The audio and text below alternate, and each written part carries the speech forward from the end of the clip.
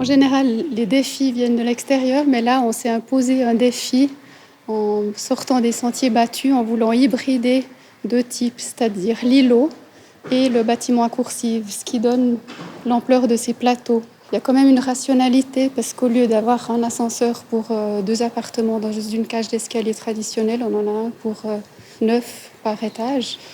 Mais la spécificité, c'est d'avoir étendu le palier au point qu'il devient une place semi-publique. Si on met tout le monde dans le même lieu et qu'on oblige les gens à se voir, c'est pas facile non plus. Donc on a la liberté de parcourir le site par 3 entrées différentes. On a la liberté de monter dans son appartement par 2 escaliers différents. Et puis le défi, c'est aussi d'essayer de suggérer et d'inviter les gens par la lumière à monter plutôt par un escalier que par un ascenseur.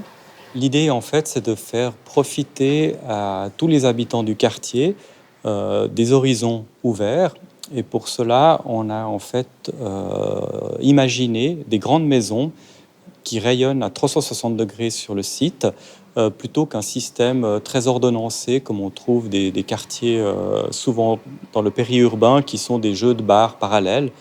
Les matériaux utilisés sont une série de composants qui se parlent les uns avec les autres, notamment le garde-corps, qui agit comme un réflecteur de lumière, mais aussi de façon plus graphique, comme un espace, disons, comme une contribution graphique à l'espace avec son jeu d'ombre et de lumière. C'est 3 grandes maisons rayonnantes et qui ont un cœur qui reçoit, qui protège et qui projette.